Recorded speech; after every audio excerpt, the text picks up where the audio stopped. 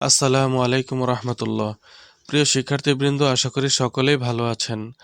আজকে আমরা নবম দশম শ্রেণীর সাধারণ গণিতের অনুশীলনী একের উদাহরণ 6 নিয়ে আলোচনা করব। এর আগে 1 থেকে 5 পর্যন্ত আলোচনা হয়েছে। সেই ভিডিওগুলো দেখতে চাইলে ডেসক্রিপশন বক্সের মধ্যে প্লেলিস্টের লিঙ্ক দেওয়া আছে, সেখান থেকে দেখে আসতে পারেন। 45.2346 কে সাধারণ ভগ্নাংশে প্রকাশ করো। এই সংখ্যাটি আমরা এখানে লিখলাম। লেখার পর নিচে 3টে 9 দিলাম।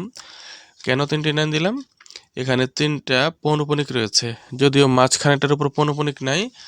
যেহেতু 4-এর উপর পৌনঃপুনিক নাই, 4-এর আগেরটায় রয়েছে, 4-এর পরেরটায় রয়েছে, তার মানে 4-এর উপরেও পৌনঃপুনিক রয়েছে। 3টি পৌনঃপুনিক, 3টি 9। 4টি পৌনঃপুনিক থাকলে 4টি 9 দিতাম। যতগুলো পৌনঃপুনিক ততগুলো 9 হবে। 0 কোথা থেকে হলো 0? হ্যাঁ, দশমিকের ডান পাশে যদি অনাবৃত অঙ্ক থাকে, দশমিকের ডান পাশে যদি পৌনঃপুনিক ছাড়া অঙ্ক থাকে, সেটার কারণে শূন্য দিতে হয়। দশমিকের ডান পাশে 2 রয়েছে, পৌনঃপুনিক ছাড়া 2 রয়েছে, 2 একটি অঙ্ক, তাই না? এই জন্য একটি শূন্য দিয়ে দিলাম। একটি অঙ্ক রয়েছে, একটি শূন্য দিয়ে দিলাম। এবার উপরে পৌনঃপুনিক ও দশমিক ছাড়া অঙ্কগুলো একবার লিখতে হয়।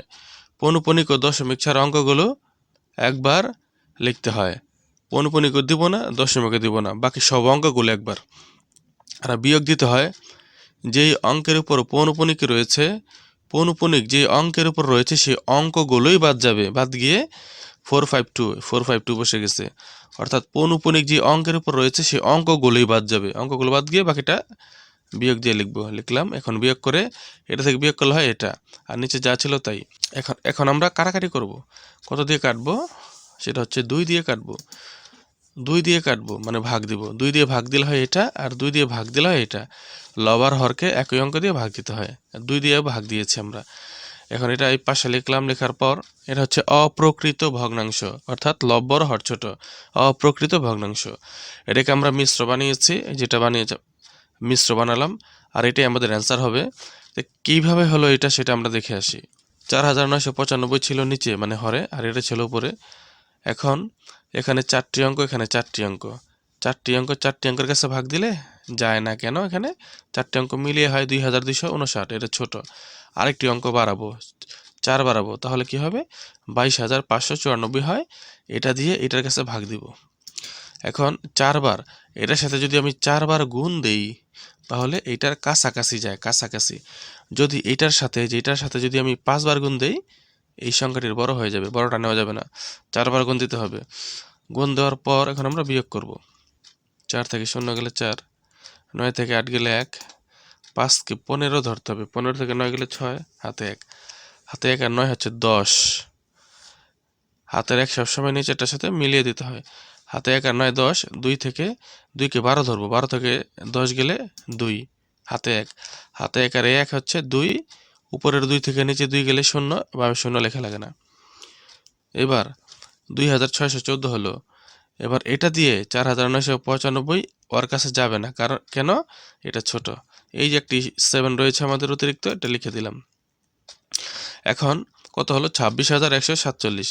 এই অঙ্ক দিয়ে এটার কাছে কয়বার যায়? এটা দিয়ে এটার কাছে কয়বার যায়? কত দিয়ে গুণ দিলে যায়? কত দিয়ে গুণ দিলে এটার সাথে এটার কাছাকাছি যাবে? সেটা হচ্ছে 5। 5 দিয়ে যদি আমি এটার সাথে গুণ দিই, এটার কাছাকাছি যাবে। যে কাছাকাছি গেল, আমি 5 দিয়ে এই অঙ্কটির সাথে গুণ দিয়েছি। 4995কে 5 দিয়ে গুণ দিয়েছি, এইটা এত হয়েছে।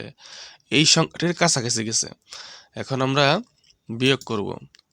7 থেকে 5 গেলে 2, 14 থেকে 7 গেলে 7, হাতে 1 আর 9 হয় 10। 1কে 11 ধরবো। 11 থেকে 10 গেলে 1, হাতে 1, হাতে 1 আর 4 5, 6 থেকে 5 গেলে 1, আর 2 থেকে 2 গেলে 0, বামে 0 লেখা লাগে না। আমরা পেলাম এটা আমরা পেয়েছি। আর কোনো অঙ্ক নেই, আর এটার কাছে এটা দিয়ে ভাগও যাবে না। তাহলে কি করব? এই ভাগশেষটাকে উপরে দিতে হয়, আর ভাজকটাকে নিচে দিতে হয়। এই যে 45 লিখলাম, এই ভাগশেষটা উপরে চলে গেল, এটা নিচে চলে আসলো। এটাই আমাদের অ্যান্সার। বন্ধুরা, এই অনুশীলনের পরবর্তী ভিডিওগুলো সবার আগে পেতে চাইলে চ্যানেলটি সাবস্ক্রাইব করে বেল আইকনটিতে অন করে দিন। সবাই ভালো থাকবেন। আল্লাহ হাফেজ।